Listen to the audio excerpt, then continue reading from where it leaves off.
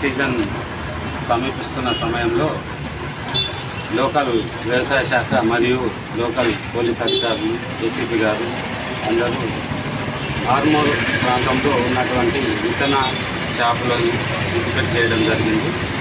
ఖరీదుకి పోతున్నటువంటి విత్తనాలు ఏవైతే ఉన్నాయో అవి నాణ్యమైన విత్తనాలు సరఫరా చేసేటట్టు చూస్తూ ప్రతి షాప్కి లైసెన్సు మరియు వాళ్ళు తెచ్చుకున్న విత్తనాలు కానీ చెక్ చేయడం జరిగింది. దాన్ని ల్యాబ్ కూడా పంపించడం జరుగుతుంది.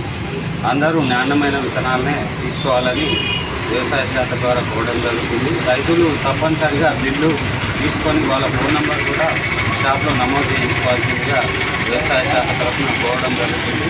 ఆ బిల్లు తప్పనిసరిగా సీజన్ మొత్తం పెట్టుకోవాల్సిందిగా, సీజన్లో మొత్తం పంట అమ్మే వరకు ఆ రసీదును భద్రపరచుకోవాలని మేము కోరడం జరుగుతుంది. రైతులు కూడా సహకరించి మంచి దిగుబడులు పొందుతారని ఆశిస్తూ ఈ తనిఖీలు ఈ 2-3 రోజులు కంప్లీట్ చేయవలసిందిగా మాకు పైనుంచి ఆదేశాలు కాబట్టి ప్రధానంగా పనిచేయడం జరుగుతుంది.